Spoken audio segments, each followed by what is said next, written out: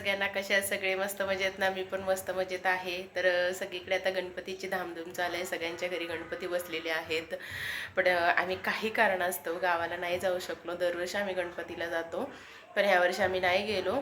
त्यामुळे रुद्र खूप रडत होता 2-3 दिवसापासून की आपल्या घरी गणपती बसलेत, पण आपण गावी नाही गेलो. मला गणपती बाप्पा बघायचा आहे.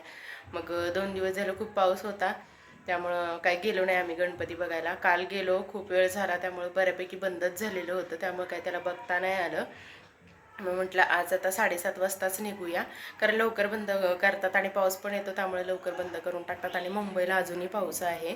तर आज म्हटलं चला फायनली आज जाऊयाच रुद्रला घेऊन, कारण सगळे गावाला बऱ्यापैकी त्याचे फ्रेंड्स वगैरे गेलेले आहेत, त्यामुळे तो पण खूप नाराज झालेला होता. म्हणून आज गणपती त्याला दाखवून आणूयाच. थोडेसे इकडचे तिकडचे होत पनवेलला वगैरे, खांदा कॉलनीत वगैरे जाऊन येऊ.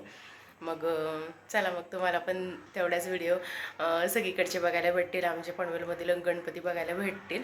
चला तर मग कंटिन्यू करा. बाय.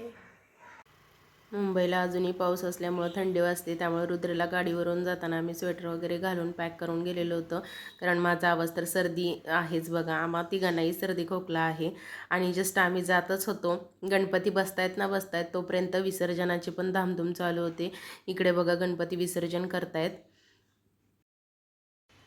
आम्ही ओल्ड पनवेललाच चाललो आहे आणि आम्हाला कधी ट्रॅफिक लागणार नाही, सिग्नल लागणार नाही असं कधीच होत नाही, नेहमीच आहे. आम्हाला कंटाळा येऊन जातो. हा बघा आपला गणपती मस्तपैकी ओल्ड पनवेलला आम्ही गेलेलो होतो नेहमीप्रमाणे. गेल्या वर्षीचा पण माझा इथलाच गणपतीचा व्हिडिओ आहे आणि यावर्षीसुद्धा आम्ही इथे गेलेलो होतो. डेकोरेशन एकच नंबर असतं, खूप छान, इतकं मस्त वाटतं ना बघायला. खूप छान सेट उभा करतात, त्यामुळे इतकं छान वाटतं ना बघायला, खूप खूप छान वाटतं. आणि पाऊस तर इतका आहे चालू ना, त्यामुळं सगळं ओलं ओलं झालेलं होतं. तरी आतमध्ये पण बऱ्यापैकी ओलंच झालेलं होतं, तरी पण आम्ही तसंच गेलो. दर्शनाची या साईडला रांग होती, त्या रांगेमध्ये उभं राहिलो आम्ही. बघा किती भली मोठी रांग होती आणि इतका छान गणपती होता ना. आतील सुद्धा डेकोरेशन आहे बघा, झुंबर वगैरे खूपच छान, एकच नंबर वातावरण होतं. आजूबाजूला सगळं डेकोरेशन ना खूप छान वाटत होतं बघून. आणि मग म्हटलं चला आपण रांगेमध्ये उभं राहूया. हे बघा इकडे दर्शनाला सुद्धा पुढे गेल्यानंतर कोण कोण फोटोग्राफर वगैरे सुद्धा होते, न्यूजवाले पण होते, त्यामुळे त्यांचं पण चाललेलं होतं फोटो वगैरे घेणं.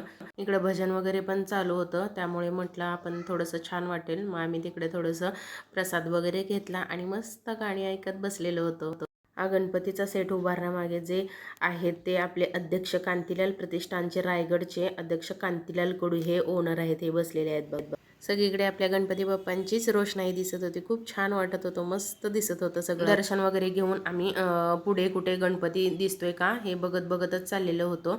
कारण आणि इकडे बघा या दुकानांमध्ये रुद्रला घ्यायचा होता गणपतीचा ड्रेस, पण आम्हाला काही आवडलं नाही म्हणून नाही घेतला. आणि हे आमचं ओल्ड पनवेलचं द्वारकाधीश साडी सेंटर, त्यांच्या रील पण असतात बघा, खूप छान असतात साड्या इकडं. आणि इकडं आपला हा ओल्ड पनवेलचा बाजार, भाजी मार्केट आहे. इकडं पण गणपती बसवलेला होता, पण तिकडं आरती चालू होती, परत तेवढं थांबावं लागेल म्हणून आम्ही काही थांबलोच नाही. मग परत इकडं पुढे आलो आम्ही पनवेल वडाळे तलावला. म्हणलं इकडं काय दिसतंय का बघू, तर इकडं पावसामुळे पण काय गाणी वगैरे नेहमी असतात चालू, पण तिकडं काय ते पण नव्हतं. आणि इकडं रस्त्याला पण एक गणपती विसर्जन चालूच होतं. आणि सगळं बघून झाल्यानंतर फायनली आम्ही रुद्रला थोडंसं खायचं होतं म्हणून खायला जाऊया म्हटलं. तो पण खूप दिवस झाला मागं लागलेला होता. पाण्याची बॉटल वगैरे घेतली आणि आम्ही त्याला थोडंसं खायला घेऊन गेलो. आणि नंतर झालं सगळं खाऊन झालं, घरी निघालो. तोपर्यंत पावसाने आपली चालू केलेलंच आहे. शेवटी आम्हाला थांबावंच लागलं आणि थांबून रेनकोट वगैरे घातले आणि परत आम्ही निघालो. आमचा पूर्ण व्हिडिओ कसा वाटला नक्की लाईक करा, कमेंट करा आणि आपल्या चॅनेलला सबस्क्राईब करायला विसरू नका. बाय.